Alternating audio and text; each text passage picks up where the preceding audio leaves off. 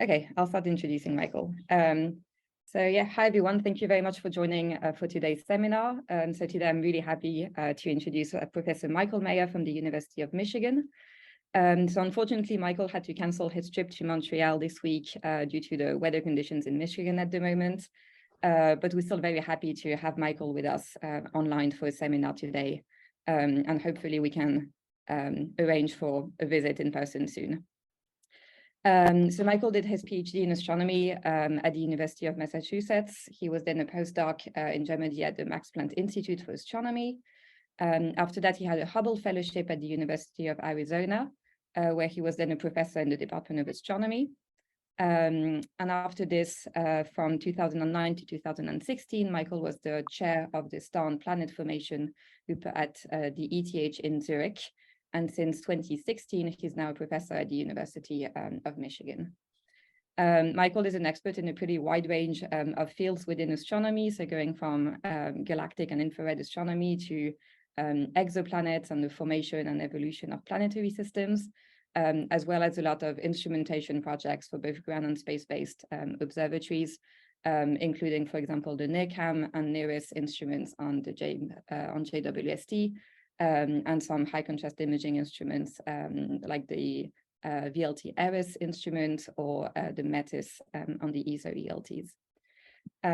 So yeah, very excited to be introducing Michael today. Today, Michael is going to tell us about the formation of gas giant planets and the impact of that on habitability. And Michael, the floor is yours. Thank you very much, Clem. I am very sorry not to be there today, and I am quite serious about visiting very soon in the next couple of months with a larger group of our research team here at Michigan. So today I'm going to talk about gas giant planets, their frequency, what their properties are demographically, and a lot of that will connect to the work that many of us on this call and elsewhere have done in direct imaging. And, you know, we don't have so much to show for all of that effort, but I've been told before I can spin lemons into lemonade. So that's kind of what I'm going to try to do today. And to, you know, make it even more relevant to some things that other people are interested in, I will try to connect it to habitability, at least in a small way. Research team is shown here, and I'll highlight Rory Bowens and Matthew DeFurio, graduate students in our group. And please check out this URL. It's our new interdisciplinary exoplanet or planetary science initiative here at the University of Michigan. And we'll be excited to welcome some of you here in the coming years.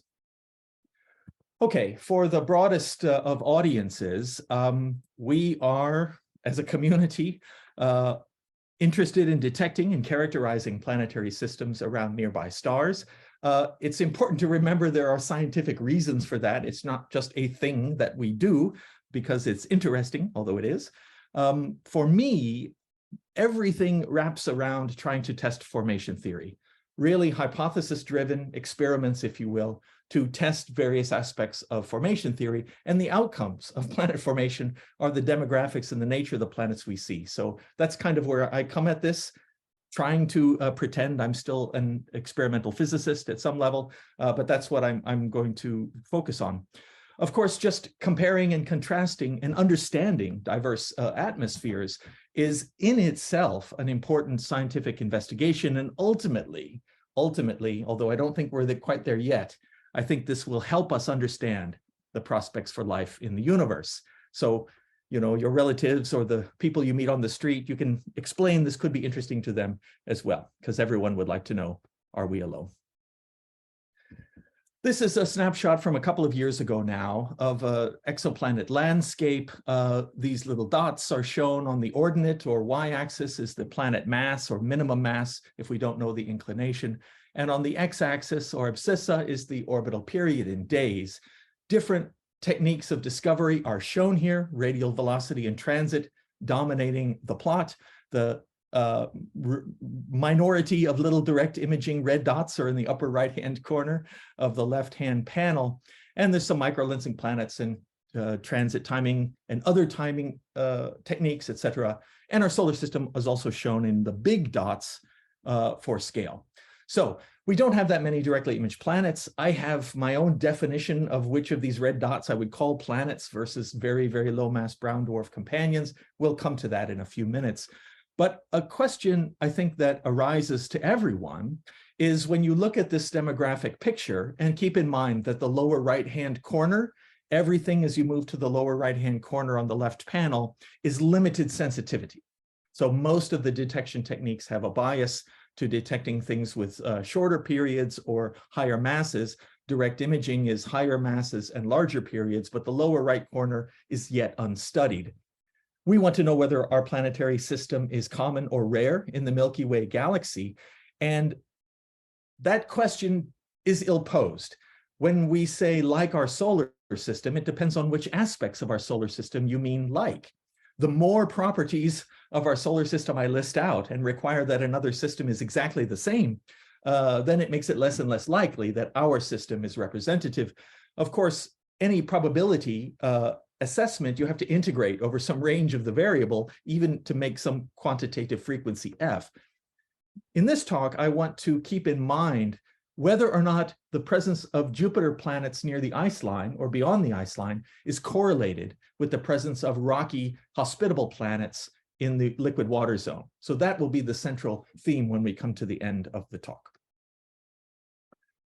Okay, and to frame the story of the gas giants and really brown dwarf binary companions, we would like to know how these objects form as a function of host star mass. So the central mass could be a controlling variable in any observational experiment that I do. Maybe these things change as a function of orbital separation and the mass ratio Q. So this is a three-dimensional space. And for any object, I would really like to know whether it formed from a planet-like process or a binary star-like process. Now, perhaps somewhat unusual, I'm going to articulate that most things that form from gravitational instability is probably a continuum of objects up to star companions. And so things at large orbital radii that have rather large masses, I'm not going to argue about the formation mechanism for gas giants. I'm going to say that things that are really, really planet-like, like our solar system, that's one channel. And then there are a host of ways to form binaries: turbulent core fragmentation, a fragmentation of a partially supported pseudo-disk, which is still collapsing, or real gravitational instability at large orbital radii. All three of those are ways to form binary-like companions. And I'm going to try to build a model that will help us distinguish between these two big ideas, even though the binary-like one has multiple channels. And the planet-like one, for me, is mostly core accretion.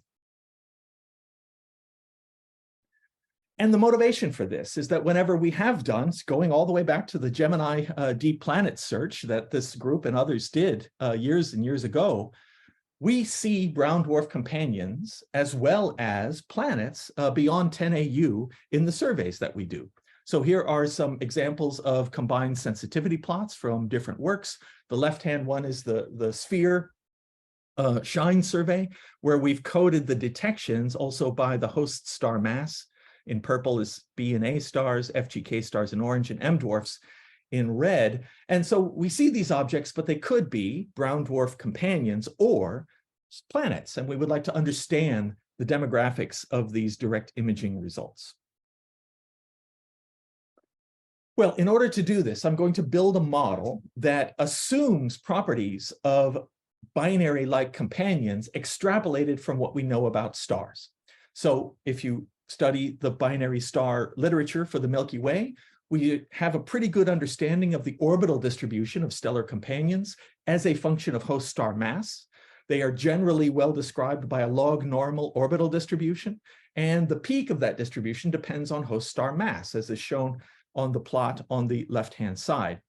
It's also true that at least within 100 AU, the companion mass ratio distribution for stellar companions follows a rather flat orbital mass function. So the mass function in Q is relatively flat, and that's true whether you normalize to an A star, an FGK star, or an M dwarf. It's relatively flat, at least within 100 astronomical units. And maybe that's also a clue. There's some other trends which we'll get into later of mass ratios being peaked at 1 to 1, very close to the host star, and beyond 100 AU, the sampling looks more like it was drawn from an IMF. And maybe that's the signature of the turbulent core fragmentation. So now here's my fancy model, just because it has an integral in it. So what I'm going to try to do is, for any survey that you conduct, I'm going to predict the number of companions you will see, and that will be made up of a sum of two terms. The first term is a planet term, and that has a planet mass function and a planet orbital distribution built into it. The second term is the brown dwarf binary companion part, and it also has an orbital distribution and a mass function. Now we go down to the middle row. The planet part has a model where I model the orbital distribution as a log normal, and I can show you data that would support that. So that function has a normalization, a mean in the log normal distribution, and the square root of the variance, or the sigma, the dispersion of the log normal. That's 3 parameters. The mass function then just has one parameter, the power law alpha of the planetary mass distribution, but I'm doing this in Q, and Q is the mass ratio of the companion to the host star. So it's always a ratio of the two. The normalization I fold into A, into the log normal orbital distribution, but if you put it together, it's 4 parameters for the planet part. On the brown dwarf part, I assume that the brown dwarf binaries have the same orbital distribution as the stellar mass binaries are known to have. That's a strong assumption on my part, but that's a building block of this model. Then I allow for the variations in the brown dwarf companion mass ratio distribution. I'm going to have a bias that it's probably flat, but we'll see in a minute. And then there's a normalization factor too, which just tells you how much each of these two terms contribute to the total number of companions that I find in the survey. So this is my model. It has 6 free parameters. Then I'm going to go through the literature, including our own work, and look for estimates of companion frequency over fixed ranges of orbital separation, A min, A max, and fixed ranges of Q in the mass ratio distribution. For stars, it would go from 0.1 to 1 for a FGK host star. And for different host star masses, different regimes of mass sensitivity will correspond to different Qs. But doing it in this way, I can put all the data together for A stars, FGK stars, and M dwarfs. And that's what is shown here. This is already out of date. I have more data I can add to this, so I think we'll get up close to 50 point frequency estimates when we revise the table. But so far, we're fitting 6 parameters to 35 data points. I think you know what's coming next. It's a corner plot. So we surf through the data space in MCMC in 6 dimensions, and this is what we come up with. It's not a bad fit. I wouldn't reject out of hand that the fit that we get is telling us something. I've highlighted in red in this panel the planet mass function, again done in Q. The alpha is 1.31 plus or minus 0.1. Well, if you've been following the demographics literature for planet mass functions for FGK stars, you'll know this is exactly what Andrew Cumming found a long time ago from just 47 planet detections. I think this is extraordinary that fitting back in 2008 got more or less the right answer. The newer work from the California Legacy Planet Survey, which has over 800 planet detections, I think over 1,000, they find the same result. The planet mass function is minus 1.3. Now, mind you, this is true in Q across the range of host star masses, A stars, FGK, and M dwarfs. And I'm gratified that I get the right answer because it comes out of my fit. I'm also looking at the beta, which is the power law mass function in Q for the brown dwarf companions. You know, it's not very well constrained, right? It's more or less a flat PDF, but it's at least consistent with a flat function minus 0.5 plus or minus 0.5. So it's not steep in either direction, and this is comforting to me. If I move on to interpret our fit, I'm now focusing on the parameters of the orbital distribution. So this is, I've circled in blue the sigma, the square root of the variance, and the mean in the log normal, and I've plotted it in blue here. This is very similar to work we published about 5 years ago for M dwarfs only in 2018. Rachel Fernandez tried to recover this kind of function from estimates in an unrefereed paper by the Geneva group from Michael Meyer. It's, I think, the most cited unrefereed paper because they just never resubmitted it, but it's got hundreds and hundreds of citations from 2011. And then B.J. Fulton and Lee Rosenthal and the California Legacy team have again published a very nice compendium of their decades-long work, again showing basically all I'm saying is the planet function comes out, it hits a peak and it goes down. We knew that because we just didn't find dozens and dozens and dozens of directly imaged planets in our direct imaging surveys. So it had to come up and go down. And we find the same thing in our fitting. So now that I have these tools, I can predict a combined companion mass ratio distribution as a function of host star mass and as a function of orbital separation. Remember, the stellar and brown dwarf parts peak at rather larger orbital separations, and the planet parts are going to peak closer in. So depending on where you look, different parts of the functions are going to have larger amplitude contribution to the total. So on the far left-hand side is for M dwarfs. In blue is the brown dwarf companion mass ratio distribution on the far left of that first panel. In orange is the planet part of the companion mass ratio distribution, and in green is the sum. So that's the far left side for M dwarfs. In the middle is FGK stars with the same color scheme. Blue is the brown dwarfs, orange is the planets, and green is the sum. And on the far right is the result for A stars, about 2 solar masses, I assume here. This is for an orbital separation of 1 to 10 AU. This is what we predict. And note there's a local minimum always. Many people for decades have been calling this the brown dwarf desert. So it's not a huge surprise, but I really don't like that term because to me, a desert is something lacking in something you expected to be there. And if you had 15 years ago just extrapolated the companion mass ratio distribution of binaries, there's just not much space there in Q for you to have very many brown dwarfs. It's exactly the number that we expect, and that's what we see. The planet part, on the other hand, rises as you go to very, very small masses. And also gratifying to me is that if you look on the far left at work from microlensing surveys, this one by Schwarzwald, you see exactly this local minimum at the right place in Q predicted by this model. In the middle, there's also a local minimum seen by Johannes Salman. Some of you know his work. This was a combined astrometric RV work from Geneva published in 2011. So again, gratifying that the brown dwarf desert local minimum matches this model from data. So it's not just a fantasy of my fevered imagination. There's some data to support this. Of course, because I built it all from point estimates in the literature, it shouldn't be contradictory. But it's gratifying to see some of these publications identify these features that we predict.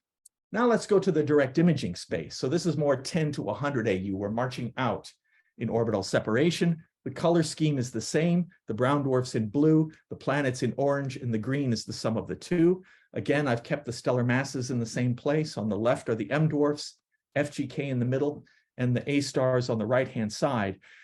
And here there's a little bit of a story to tell that connects with what we've been seeing from these large hundreds of night surveys, the GPIES survey or the Sphere Shine survey. Around low mass primaries, say M dwarfs, we tend to find mass ratios that are smaller, that are sort of more close together, like you're seeing brown dwarf binaries. And that's how many people have been interpreting those data. And as you go to A stars, the objects you're seeing have much bigger Qs, and they look more like you would think planets should be. And that's exactly what the model predicts. Over the range of separations and masses that we are sensitive to, because we can't really see things below, say, 2 Jupiter masses in these direct imaging surveys, most of the things we find around M dwarfs are going to be the brown dwarf binary part. And most of the things we see around A stars are going to be real planets. And that's so far holding up. And I'll reference the work that we published at Sphere Shine, Artur Vigan, but Clem did most of the heavy lifting in the fitting of these data with her Bayesian analysis tool. And that was an extremely valuable part of that Sphere Shine result. Well, okay, maybe you like my model, maybe you don't. I'm saying all these planets are formed from core accretion and all this other stuff is just brown dwarf binaries. Could I ever test my crazy idea? And I think the answer is yes. And the way to do that would be to pick, as a function of orbital separation and Q, which ones you think are real planets formed from core accretion, get their spectra, and then see if they're enriched in heavy elements, just like our own Jupiter. Jupiter is enriched in carbon, nitrogen, and oxygen, all three by a factor of about 3 relative to silicon compared to the sun. And that's a little weird. So if we saw that, we would hope to be able to pull that out of an analysis of spectra. And anything that was formed from gas that wasn't enriched, maybe you would expect that to have the same composition of the star. So that's the idea. We think we want to go out and do this spectral retrieval to try to understand the composition of forming planetary mass objects. Now, make no mistake, we've been working hard on this, many of us, for years. Low gravity L dwarfs with clouds at the LT transition. This is the worst possible place to try to do these retrievals. It's been very, very difficult, and we're still not, I think, where we need to be yet. But we hope that the new data coming from JWST will help. And this is a figure from a paper that we've submitted based on ground-based symphony data from the ESO VLT on HD 106906b. We hope to be able to get a C to O ratio out of that, and also nitrogen if we can. But there's new data coming from this GTO program, from the NIRCam GTO program 1188, where we have about 5 of these planetary mass companions at large orbital separation. Many others are doing this. I encourage you to look at Brittany Miles' lovely paper from the high contrast imaging ERS program, which many people on this call are co-authors of. And fingers crossed, this is something I want to talk about when we come visit. We've been trying to do this retrieval for a while. I hope it will still allow us to test our model, but stay tuned. Okay, now I want to switch gears a little bit and tell you about some theoretical interpretations for the kinds of models that we're building. And here, what I'm going to focus on is a very simplistic toy model that attempts to explain the power law gas giant planet mass function. And this is work done with Fred Adams and a former postdoc here, Arthur Adams. So the hypothesis is this: what stops a gas giant from gaining mass? If the gas disk is still there, in principle, it's still loading mass onto it. And for 2 reasons I'll explain later, we wanted to test the hypothesis, maybe the disks just run out of stuff. So our disk, or our planet mass, is set by the distribution of disk lifetimes. Some disks go away early, some stay longer. Is that what determines planet masses? And this follows from the idea that these disk lifetime plots are generally exponential functions with a time constant here for FGK stars of 2.5 million years. It turns out that this time scale is a function of host star mass. So that is a twist we're going to build into our model. Now, this looks like a lot, but this is just a very standard kind of T-Tauri star disk modeling exercise that you could have done 20 years ago. There's really nothing fancy here. We're assuming core accretion. We're going to say that the cores of gas giants form near the water ice line, which is not proven, but it would be a popular starting hypothesis. We then take into account the mass luminosity relationship for the pre-main sequence T-Tauri stars and calculate where the water ice line is as a function of host star mass. We use an old Safronov agglomeration timescale argument to calculate the core formation time, and it turns out to go as the square root of the host star mass. Then we put in a little bit of physics for how a planet gathers material as a function of the Hill radius in its gas-rich circumstellar disk. We understand how disk masses change with host star mass. The bigger the star, the bigger the disk mass. We're assuming an alpha accretion disk model. Again, maybe we should update that today, but we can still go back to the late 90s and build a model based on that. The disk frequency drops as an exponential in time. And here's the magic sauce, which is changing that time scale as a function of host star mass. Not so many people appreciate, but it's very clear that gas-rich circumstellar disks around higher mass stars evolve more quickly. You have less time to build a gas giant than you do around a very low mass star. Now that's okay because the disks, the orbital timescales are different around a higher mass star. So it's kind of a race. Can you build a core fast enough before the gas disks goes away? The disks are bigger, they accrete more, and the orbital timescales are shorter, but the disks don't live as long. So it's kind of a tug of war between who's going to win. When we did this at first, it doesn't quite work. So Fred Adams is a great mathematician. So he said, oh, let's just add in a random variable and we'll figure out the physics later. Mathematically, if you add in a uniform prior random variable, and we use that to encompass ignorance in the way the material gets from the outer disk to the inner disk, and the way in which material goes from within the Hill radius onto the protoplanet in formation, we're going to parameterize all that ignorance into this single random variable. And when you do that, math magic, it works pretty well. I'll pause to say that there is a characteristic scale in this problem, which you have to assume a value for. And it's really a mass, it's a planet mass, and it's a product of really the mass accretion rate, dm/dt, at time equals 0. So don't think of that as a real embedded protostar, but think of it as the last stable T-Tauri disk. So maybe 10 to the minus 8, 10 to the minus 7 solar masses per year. That's what the accretion rate is at t equals 0. And then tau is the lifetime of the disk. So the product of the accretion rate at t equals 0 and the lifetime of the disk is your characteristic mass. And when we do this model for various characteristic masses, we get the green line for 1, red for square root of 10, and my favorite in blue is 10.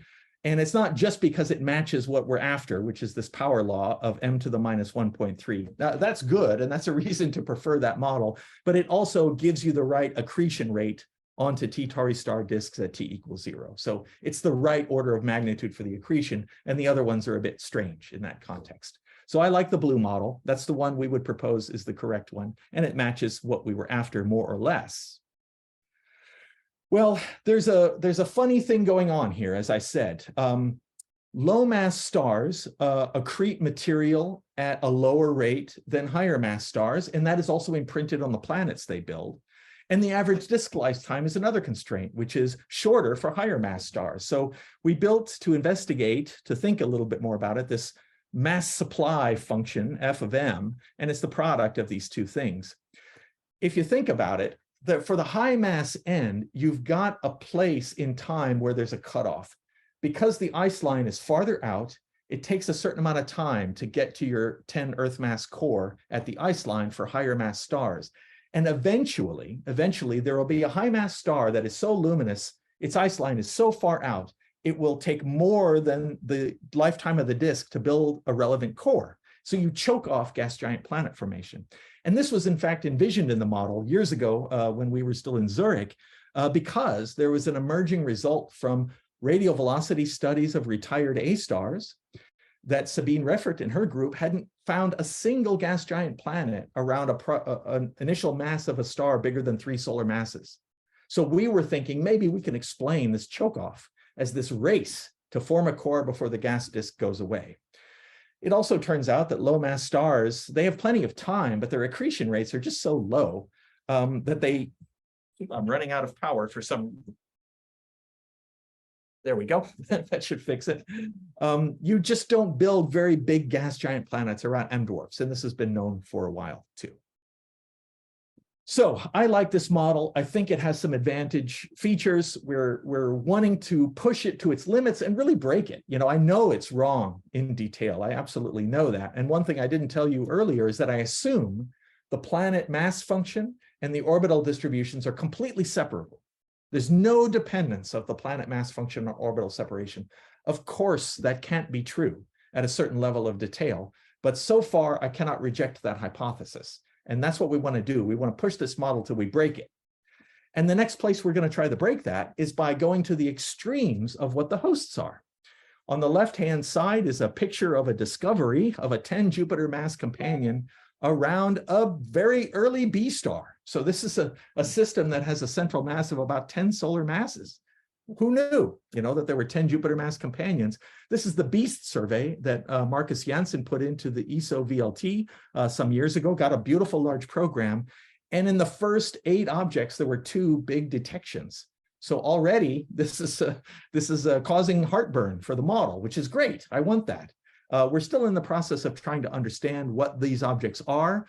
I believe they are very low mass brown dwarf companions. We're characterizing that population for the first time because no one's looked for them around B stars, early B stars before, but we'll see. The survey is still ongoing. And as Loic and Thomas and others in Montreal well know, very exciting with JWST to perform a similar survey around why dwarf primaries. So whenever I think of JWST, I think of background limit and not high contrast, because that's where it will crush any observational facility in the world. Why dwarf primaries are the perfect things to observe with JWST as an engineer. It's just the best thing you could do with the telescope in terms of looking for companions. So we are setting about looking for multiplicity in Y dwarfs, in principle, also getting down to planetary mass companions, but also characterizing their binary distribution. And we have a detection already, which is fun, and maybe we can talk about that later. Okay, well, as usual, sleight of hand. This model that we built with Fred in the mass ratio, well, not all the mass ratios give the same power law, which is what my observational paper uncovered before. So there's some funny things to investigate further. We predict that in this model that the M dwarf planet mass function should be steeper than minus 1.3. There are just now emerging data that would sort of support that. Microlensing might support this, depending on how you cut it up in Q and the orbital separations. Its samples are from 1 to 10 AU. And for high mass stars, the function should be steeper too. So still stay tuned. I'll just point out this Brendan Bowler paper, which was also a retired A-stars paper. They found a very flat mass function for the gas giant companions they found in that radial velocity survey.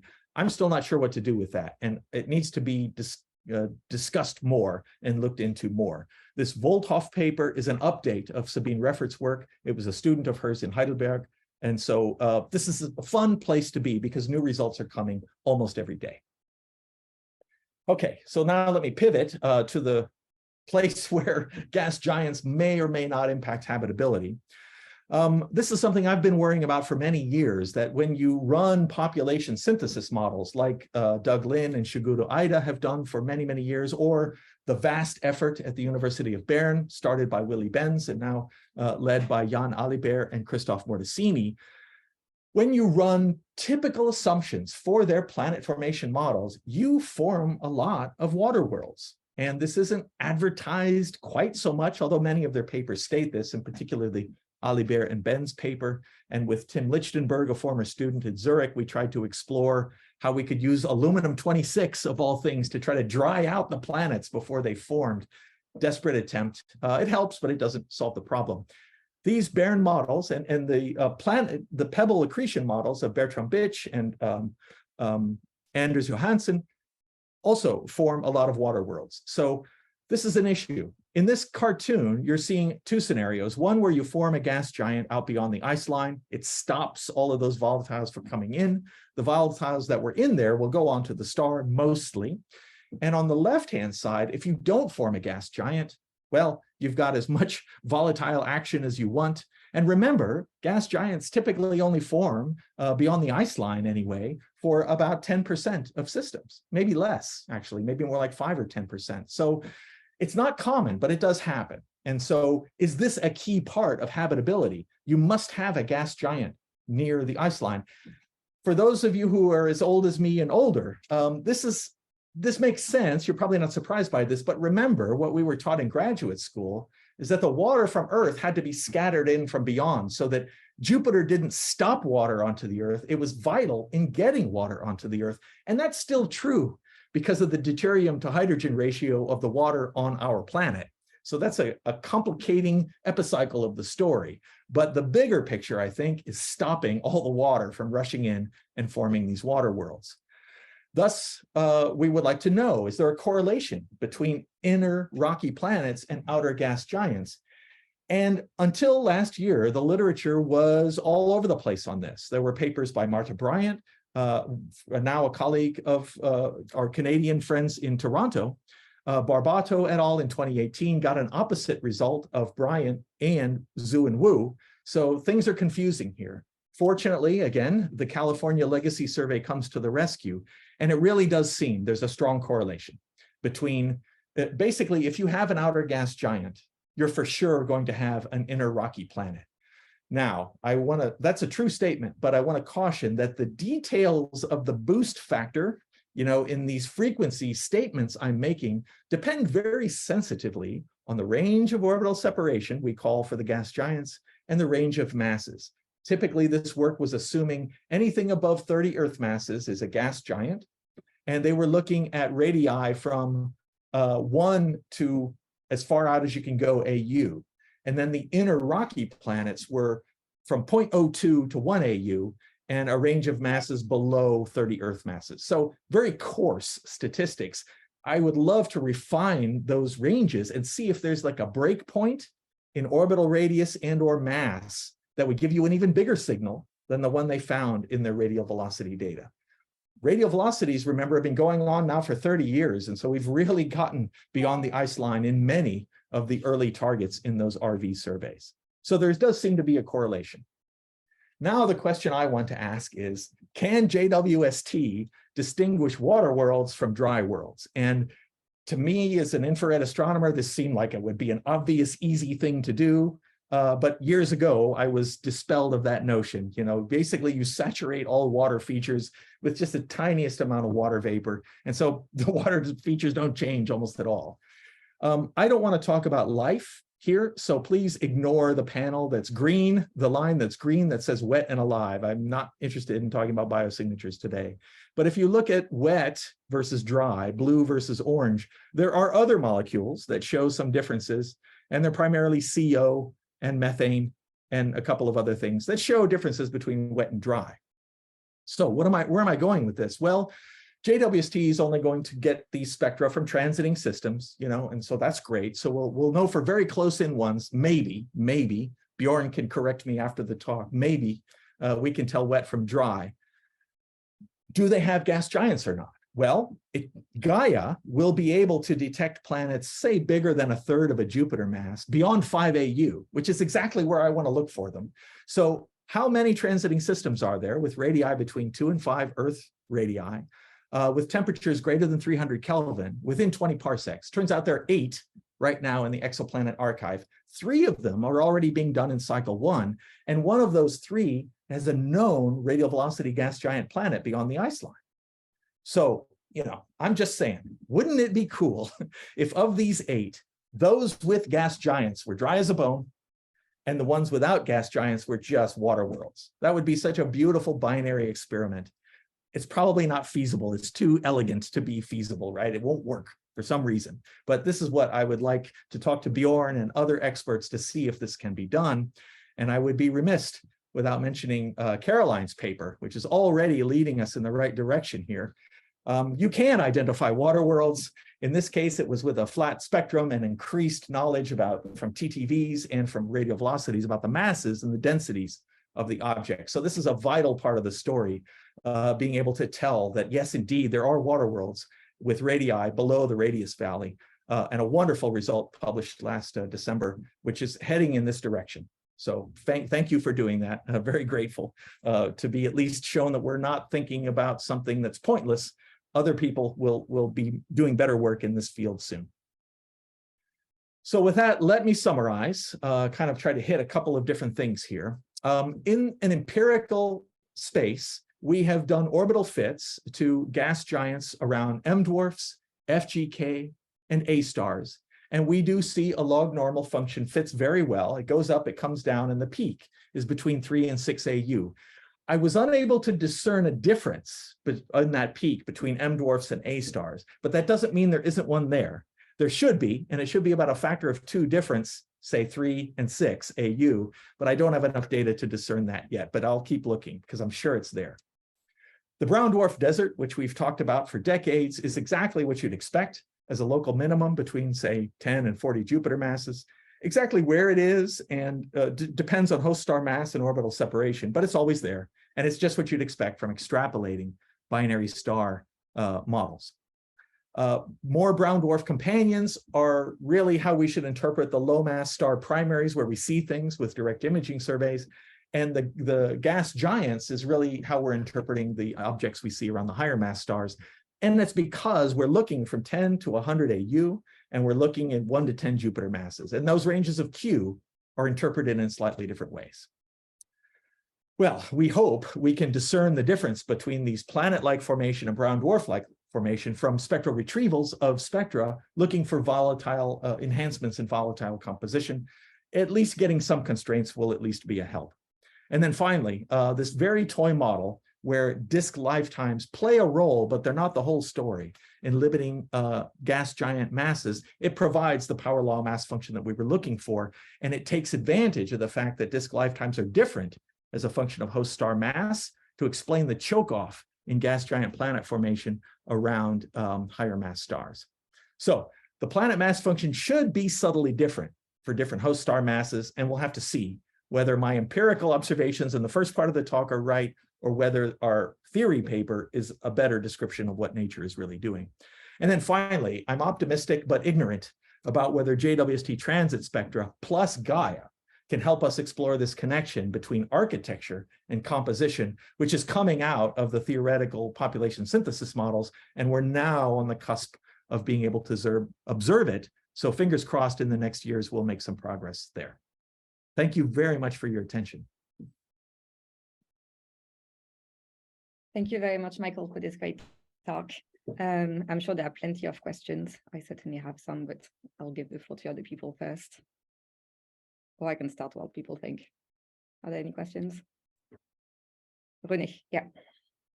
Yeah, so very nice talk, Michael. So I'm curious to have your opinion about the impact of brown dwarf companions on planetary formations. There don't seem to be many systems where you have a brown dwarf, but planets in there. So can you comment on that? Well, I would say a massive brown dwarf, let's say 30 to 50 Jupiter masses, will have a similar effect on the gas-rich disk as stellar binaries do. And to first order, you know, from the old T Tauri star days 25 years ago, when you've got a binary between, say, 30 and 100 AU, this gap, the range of gap between twice and half the semi-major axis is cleared out just due to dynamics. And so to me, that is naturally going to suppress planet formation.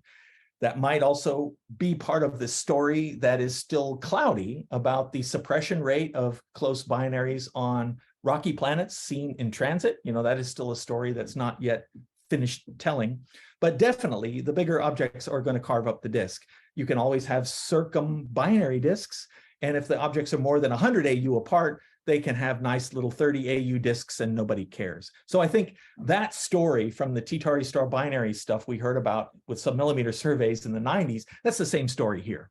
So I would, in answer to your specific question, I don't know that we have enough data to really carve it up. Why? Well, when we did Sphere, and I assume GPIs did the same thing, if there was a binary with an arcsecond, you chucked it out, right? So we don't have that. The radial velocities, it complicates the sampling, and everything about binaries screws up the transits, blah, blah, blah. So I don't think we know, and I think that will be a next frontier, is to sort out as a function. But I was referring to a system in which you have already a brown dwarf, and we don't have planets around them.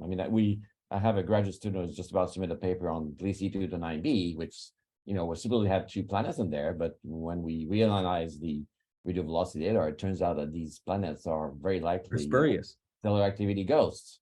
So there's no planet. We have pretty good limits on planets. So are you saying when there's a brown dwarf binary, say beyond 10 AU or 30 AU, you don't see gas giants within 5 AU? Okay. Is that the story? Is that what yeah, in case of Gliese 2 to 9b, it's even stronger than that. We have very strong limits on planets, within the habitable zone, for example. So there's definitely no gas giant planet there. So my sense is we need to map these things out quantitatively, right? In Q, in orbital separation, and hopefully a story will emerge. I'm sure there's an effect, but I'm a little surprised to hear what you're saying. I guess if you went down to Neptune's, you'd see something, but we'll see. Thank you. So if I can add a comment on this, there's quite a lot of evidence observationally, and I think on the theoretical side now as well, that short binary systems kind of prevent planet formation or the survival of small planets. And the way I see it, there's no reason why this effect would suddenly stop happening as soon as the outer stellar companion is less than 7% the mass of the sun. So you still have the same thing with brown dwarfs. It's just that maybe they need to be slightly closer in for that to happen. So with stars, we tend to think of binaries inhibiting planet formation on scales of like 50 to 100 AU, but maybe if the brown dwarf is at 100 AU, it won't have that preventive effect, and it has to be within 50 or 30 or 50 AU. Thanks, Clem. I should have mentioned your paper with Daniela. That's an important part of the story. My sense is people are still a little confused about exactly what the suppression factors are, and it depends on each range that we define what the factors might be. But you're exactly right from the work that you and Daniela have done. That's an important part of this conversation. But we're missing a lot of data on the binary side because, as you said, people have been removing binaries from all sorts of surveys in exoplanets. So, is there any other question for Michael? We still have a lot of time for discussion. I'll ask one, privilege of the chair. So you showed your fits to the planet and binary occurrences and orbital distributions as a function of stellar, primary stellar mass, down to these M dwarfs. And as you know, I like brown dwarfs as primaries as well. So I was wondering if you've looked into extending those models down to brown dwarf primaries, or do your current fits match observations for brown dwarf binary properties? Great question. Of course, you would ask. We haven't yet. We've started to adapt our M-dwarf, what shall I call it, demographics code for the Y-dwarf program with Loic and company, and you as well, I hope, still. So we have a working model that makes a prediction of what the yields should be. But as you know, I think what we rather do is take the 22 stars when the survey's done. We will have some detections and we'll turn it around and refit the model just on those data and then see how it compares with what we found. But so far there aren't huge surprises, but my goodness, we've only got the first 12 that we've really even looked at. And we don't even know what our upper limits are yet. But sorry, Loic, I can't resist. We have one companion found, right? And the mass ratio is maybe 2 to 1, maybe closer to 1 to 1, 1 AU separation, 10 Jupiter mass primary, 7 Jupiter mass companion. You could move both of those numbers around by a factor of 50%, but it's a fascinating little system. 300 and 400 Kelvin, more or less. Super cool. Can't wait to see what the rest of the survey, but we should already take your results from HST and see if our model fits it. Absolutely. I have another paper coming out. I mean, I'll mention that there's where are the discontinuities and all this fancy little modeling? And there's a clear one, right? There's an opacity limit for fragmentation. And if these things are formed as, brown dwarf objects in the ISM or as companions in a little core, you really shouldn't see anything below the opacity limit. Now, whether that's 3, 5, or 7 Jupiter masses, we need to know how important magnetic fields are, for example, in the brown dwarf formation process. So I'm hoping we'll chart out that boundary, and that will be a strong limit to our Q functions. Wherever that hits, the opacity limit will different Qs for different host masses, and hopefully we'll find that out. Any other question for Michael? I have a question. It's so thank you, Michael, for your talk. That was very interesting. When you say that the disk has a lifetime and ends and you put planets in there, isn't there like a chicken and egg problem where the disk goes away because the mass goes into the planet, or is it a different mechanism? How does the disk get dissipated in the end? Yeah, we let the disk go away with a time scale that is empirical, but can be explained through photoevaporation. Okay. So we would argue that's where most of the gas is going. We wait until the Safronov time scale for doubling size and gravitational focusing, et cetera, gives you a core mass at the ice line, at the time to form an isolation mass object at the ice line. And that's the magic. We just put the core in randomly, and then we allow it to accrete gas at a rate until the disk goes away. So there's no hydro. This is a toy analytic model that a student can do in a Jupyter notebook, basically. That's what it is. And we just wanted to see if we could get a power law mass function. And you're required to have the exponential. That's an important part of it. It has to, if it's not exponential, it doesn't work, but you still also need this other random variable to basically to noise things up, to give you the power law that we wanted. So it's not self-consistent in the way I think you're asking. Good. And another question was about the occurrence rate of planets and binaries. I mean, did I miss it, or you don't actually assume any rate? You just describe the functions, but you don't assume a rate. I assume that they're uncoupled. Basically, right. These are two independent functions.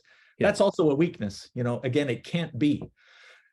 My starting point, again, is this assumption that the planet mass function is completely independent of orbital separation. As a planet formation person, that's just ridiculous to me. However, at least asking the radial velocity community, B.J. Fulton looked for a change in the planet mass function within 5 AU, all the way down to 30 Earth masses, and they see no signal. They see no signal. I find that preposterous.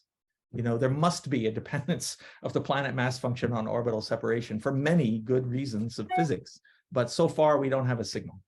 But your point about the binaries and what Clem said before is well taken. I would say that's kind of the major weakness of this framework, is kind of ignoring what must be a potential correlation. And that was what Renee was asking too. Now that I frame it together, all three questions are poking at the key weakness of the phenomenology, which is what it is. It's not even theory. It's not really observational. It's a phenomenological model, which is accurate so far in the predictions. And I think that tells us something, but finding out where it fails will tell us more.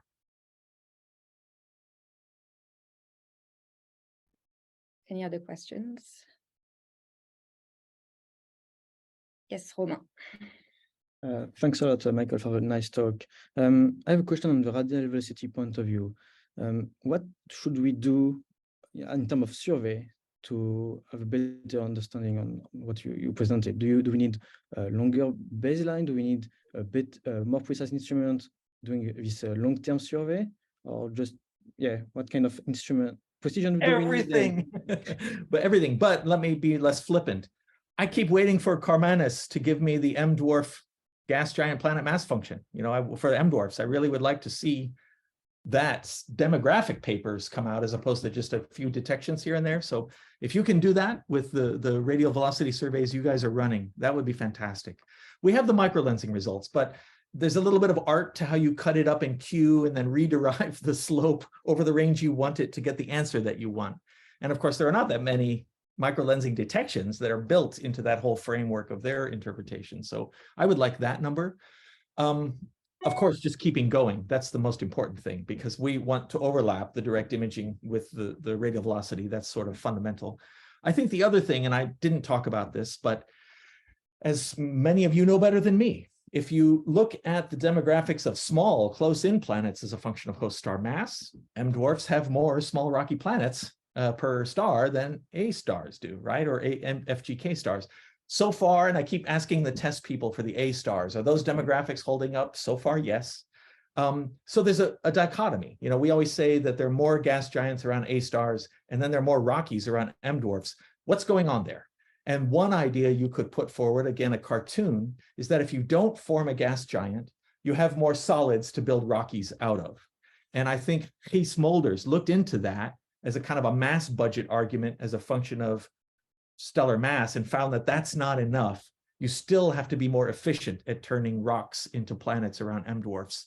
So yeah, I think going down to low masses, particularly around M dwarfs, to explore this transit, you know, universe that we see in these tiny planets, that would be really, really important. I think there's an amazing story to tell where there's a dichotomy between better conditions for gas giants versus better conditions for rocky.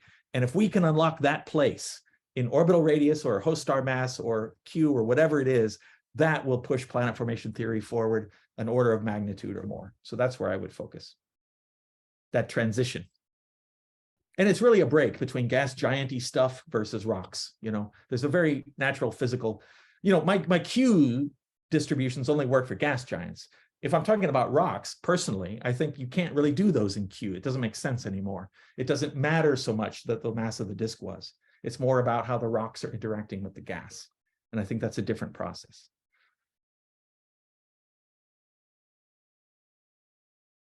All right, we still have a couple of minutes left if anyone has a last burning question.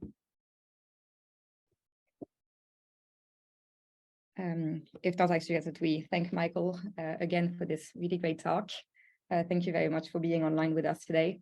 And for anyone within EREX, we will be seeing Michael again in an hour and a half for Cafe EREX and some more discussions.